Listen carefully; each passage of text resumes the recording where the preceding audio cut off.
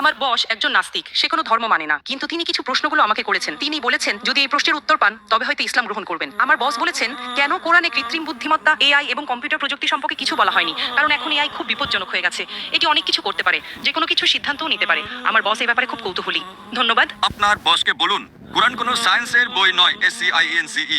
যদি কোরআন সায়েন্সের বই হতো তবে এটি বিশাল আকারের হতো। এই যে ভবনটি দেখছেন এর ভেতরে যত বই রাখা সম্ভব সব বই মিলেও এর সমান হতো না। যদি কোরআন বিজ্ঞানের বই হতো আর এতে সব বৈজ্ঞানিক তথ্য উল্লেখ করা থাকতো তাহলে কোরআন এতটা বিশাল হয়ে যেত যে আপনি কোনোদিনও তা পড়ে শেষ করতে পারতেন না। কোরআন কোনো সায়েন্সের বই নয়। সায়েন্স, আপনি যদি জিজ্ঞাসা করেন কোরআনে কি লেখা আছে 2 আর 2 মিলে 4 হয়, না, কোরআন কোনো সায়েন্সের বই নয়, এটি নিদর্শনের বই, SIGNS। তাই আমাদের দেখতে হবে কোরআনে যা কিছু বলা হয়েছে তা যেন ভুল না হয়। যদি আপনি মনে করেন যে কোরআনের সবকিছুই উল্লেখ থাকা উচিত তাহলে ভাবুন তো বিজ্ঞানে কত হাজার হাজার PhD আছে, doctor, engineer, heart specialist, brain specialist. এই সবকিছু যদি কোরআনে লেখা হতো আর আপনি তা পড়া শুরু করতেন তাহলে আপনার পুরো জীবনেও তা শেষ করতে পারতেন না। ঠিক না বেঠিক? সুতরাং কোরআনে বিজ্ঞানের সবকিছু উল্লেখ নেই, দয়া করে ভুল বুঝবেন না। কিন্তু কোরআনে যা কিছু বলা হয়েছে তার কোনোটাই ভুল নয়। যদি কোরআনে এমন কোনো বৈজ্ঞানিক তথ্য থাকে যা ভুল প্রমাণিত হয় তবে তা আল্লাহর পক্ষ থেকে হতে পারে না। আর যদি কোরআনে এমন কিছু বলা হয় যা বিজ্ঞান অনেক পরে 200 বা 400 বছর পরে আবিষ্কার করেছে তাহলে সেটাই মুজিজা। তাহলে প্রশ্ন হলো কোরআনে AI এর কথা বলা হয়নি কেন? কোরআনে এটা কেন থাকা উচিত?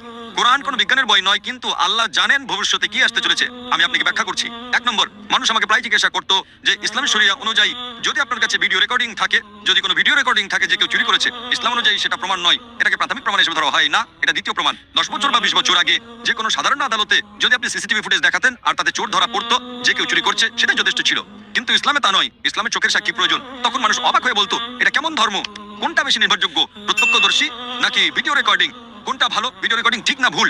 আপনার বসকে জিজ্ঞাসা করুন। সুতরাং 20 বছর আগে যদি আপনার কাছে ভিডিও রেকর্ডিং থাকতো তবে তা ইসলামের চেয়ে সুবিধাজনক না। প্রত্যক্ষদর্শী হলো প্রাথমিক প্রমাণ, ভিডিও রেকর্ডিং গ্রহণযোগ্য ছিল না। আজ যখন কৃত্রিম বুদ্ধিমত্তা এসেছে আপনি সহজেই আপনার ডাকাতের একটা ভিডিও তৈরি করতে পারেন। সুতরাং আজ এখন মানুষ জেগে উঠেছে।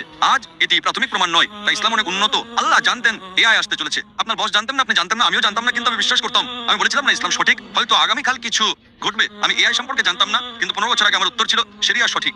আমরা জানি না আগামীকাল এমন কিছু ঘটবে যে ভিডিও রেকর্ডিং যথেষ্ট প্রমাণ হবে না। এটাই ছিল আমার উত্তর, এবং আজ আমার উত্তর সঠিক। সুতরাং আল্লাহ AI সম্পর্কে জানেন, তাই ভিডিও রেকর্ডিং প্রাথমিক প্রমাণ নয়, প্রত্যক্ষদর্শী হলো প্রাথমিক প্রমাণ। সুতরাং আল্লাহ AI সম্পর্কে জানেন। যদি তিনি সবকিছু লিখতে শুরু করেন, আপনি ছোট কোরআনই পড়েননি, আপনি চিকিৎসা, ভ্রূণতত্ত্বে সবকিছু সম্পর্কে কি পড়বেন? না, এটি টেলিগ্রাফিক মেসেজ। সুতরাং এটি ঈশ্বরের পক্ষ থেকে নয়, তা প্রমাণ করার জন্য আপনাকে ভুল খুঁজে বের করতে হবে।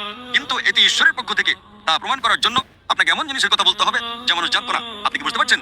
একেই বলে অলৌকিকতা। কিন্তু এখানে সবকিছু উল্লেখ করা হয়নি। আশা করি এটি উত্তরটি পেয়েছেন। এরকম আরো ইন্টারেস্টিং ভিডিও, ইসলামী সঙ্গীত ও লেকচার পেতে এখনই চ্যানেলটি সাবস্ক্রাইব করে আমাদের সাথে থাকুন।